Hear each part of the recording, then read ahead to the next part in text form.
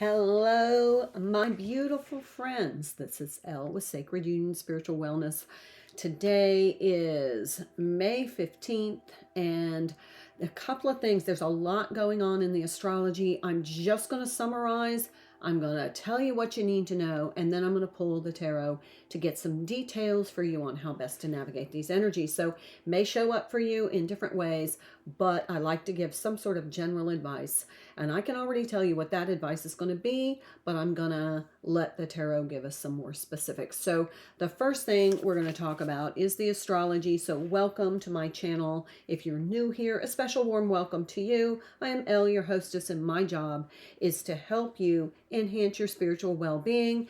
And I do that partly through videos to help you navigate the astrological energies and be able to have the more positive outcomes because you are aware of what you are experiencing. So let's talk about the astrology of today. First of all, the moon is in Sagittarius. That's really good energy for me. I'm a fire sign, so I love Sag energy. Sag is the kind of more the playful, don't take everything so serious kind of energy.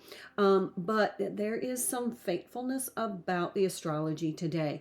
The moon is opposing Jupiter, and there is some possible exaggerations going on. So, take everything that you hear mindfully and make sure that you're not believing everything. Triangulate your data, your sources. If somebody tells you something, make sure you explore with evidence. The moon then in conjunct sun, and this is going to really be part of the good advice, is that your mood and that what you're focusing on are not in alignment. So it's going to be a little frustrating there. You're going to feel irritability because what you're wanting to focus on, you're kind of not matching in the mood. For example, today my focus was clean the house. My mood was I want to be outside because it's a beautiful day. So you just going to have to kind of resolve that. But there's another aspect here. That you're going to feel as though something old just doesn't fit anymore. It might be some old knowledge, it might be old patterns of behavior, old aspects of relationships. Something old is not going to fit in the move forward. Now we're going to be moving forward because Venus is coming out of retrograde. It's coming out of those last degrees of shadow. So then you're going to have some positive movement in relationships. So if you've been kind of having, some headbutt and power struggles with significant others or coworkers, friends, just know that that was part of Venus being in retrograde. That's coming to an end. The moon is also trining Chiron. This is a good aspect.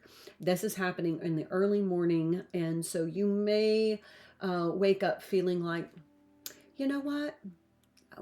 I feel like I've overcome something. It might be a dream that you had that gives you the illumination that you've overcome something because you respond in the dream instead of react. It's going to be different for everybody. The moon also T-squares the nodes of fate. Now, the sun is also aspecting the nodes of fate. The north node is in Pisces. The south node is in Virgo. So you're going to have the sun and the moon aspecting the nodes of fate. So that's where this fateful thing is coming in. Overall, basically, it's something old is going to you're going to have to shift to something new, even though with this Taurus energy, the sun being in Taurus, you may feel like you want to drag your heels a little bit. You want to dig in. I'm just going to give an example. I'm not a digital native. Technology is difficult for me. So when there's something new coming in, like a new app that I'm going to have to integrate, and then I, have all this difficulty, I put up a little resistance instead of just going with the flow. So what I'm saying is there's going to be something that you have previously used that you're going to have to shift to something new, and you're going to feel inclined to dig in your heels. Don't. Kind of go with the flow. The moon also in conjunction Uranus. The moon squares Saturn. The moon then ingresses Capricorn, leaves Sagittarius energy, and then it squares Neptune. lot of aspects. So you're going to start feeling kind of, and I don't want to use the word shifty through the day, but you're going to feel these subtle shifts as you go through the day. The morning is going to feel like, I feel pretty good. And then you're going to start to get this irritability. And it's going to be, maybe you get somebody exaggerates an experience they have and you know that it's bullshit. Because remember, in the last reading, we're seeing through the bullshit. All right. So the overall recommendation from the astrological energies and how best to navigate: be fluid in your adjustments between what your mood is and what you're focusing on, because they're going to be misaligned today. So if you feel like, I really need to focus on this, it is something you're going to have to dedicate to. Your mood's not going to match. You're going to become irritable. The best thing you can do is kind of get yourself into the vibe of working on being present in the moment, what you're working on. And then again, relationships are going to start to move forward. If you feel blocked in something, in your abundance, especially with Venus and the sun is in Taurus, Venus is coming out of retrograde, you're going to feel an opening up of the energies moving forward in your abundance and your relationships. All right, let me cleanse and clear, and we'll pull the tarot to get some specific details for you.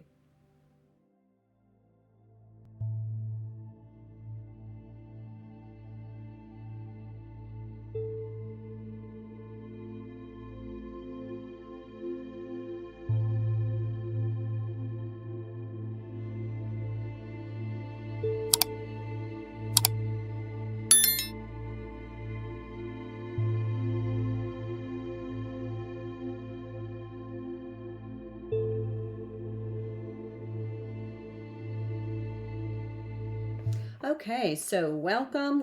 I just saw the Three of Cups. Oh, that to me is like Venus energy. Yeah, it's just beautiful. Although the Three of Cups is actually Cancerian energy. My Venus is in Cancer, so that's why it resonates as Venus energy for me. So let's get into the reading. So basically, I want to talk about what your situation may be or how it is presenting, and then what the outcome could be. There's the Ace of Cups. That's beautiful energy. Ace of Cups is to me Cancerian energy. It's just kind of overall, and I'm going to talk about, let me pull the first layer. There's the Four of Wands. There's what you're going to be feeling like in the morning. And you can be feeling like that throughout the day as long as you navigate these energies. Ooh, here's the Lovers. There's that energy. That is actually Gemini energy, but it's ruled by Mercury. But I did say with Venus, we're going to have kind of moving forward. And here you see that depicted here.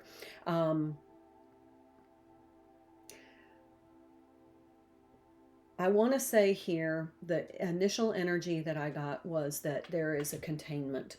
You see how the hands are kind of containing the emotions. I really feel like that's going to be some advice, even though you feel like, celebrating. You might get a real positive message today from somebody. Like, let's say you're on a dating app and somebody contacts you that you've kind of been looking at. I don't know, but don't go overboard. You're going to feel like this, like, oh, I want to celebrate. This is Aries energy. You're going to want to move forward in a very fast way, moving into connecting with that person right away.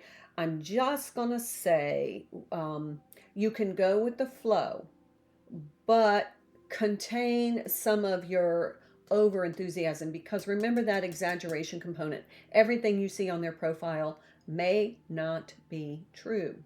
Okay? So also, you may be focused on,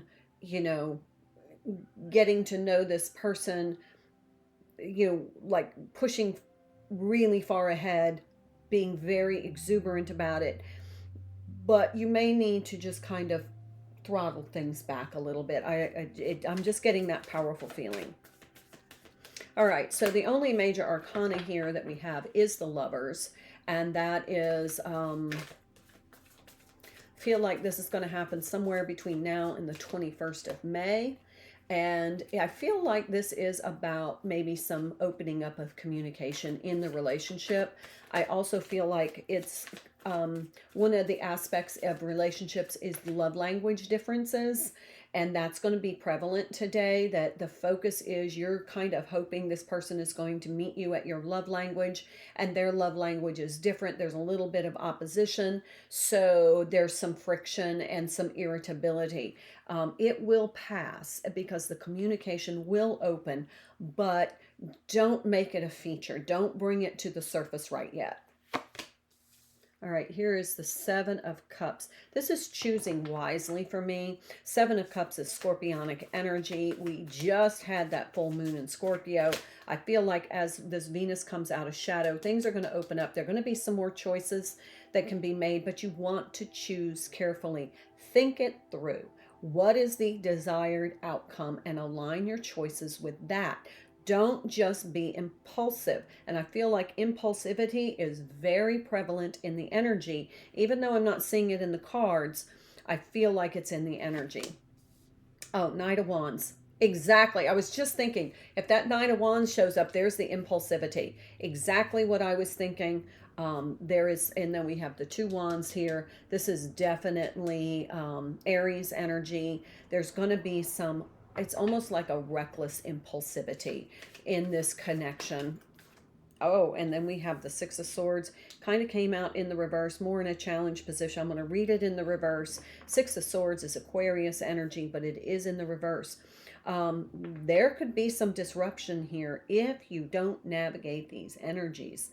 I feel like this could be either fluid communication and grace given in communication, knowing that you need to get to know someone's love language or express how you like to be communicated with. Or you can just pop off at somebody and say, you didn't text me right away. You didn't call me right away. And then that person gets a little irritated. So I'm kind of seeing a little bit of that coming through. So just, take it for what it's worth. Let's go ahead and pull Page of Pentacles. There's that opening up of the opportunity of kind of that Venus and the Taurus energy that we're experiencing with the Sun and Venus coming retrograde. Page of Pentacles could be Capricorn. The moon is moving into Capricorn, so that's represented. And then here we have the Four of Pentacles in reverse and the Knight of Cups in the reverse. Both of these in the reverse. So how I'm going to read that is, don't be afraid to express your feelings, but don't do it impulsively. Consider it carefully, how best to express your feelings. And you may want to consider your person's love language. If you know what that is, then you're going to find a more fluid communication when you share your feelings in their love language. But I really feel like with this Knight of Cups in the reverse and this Four of Pentacles in the reverse, this is all kind of like fear of showing your emotions. That's not what I'm saying when I'm referring to this. What I'm referring to is don't be too eager. Okay? My mother always used to say, it's best to wait a while. Don't seem too eager to start this relationship. Don't be impulsive. It's just not the energy for that. But you can thoroughly consider what your choices are. And, don't be wildly impulsive. Just, kind of keep things a little on the low. On the down low. All right, bottom of the deck, stayed on the deck anyway.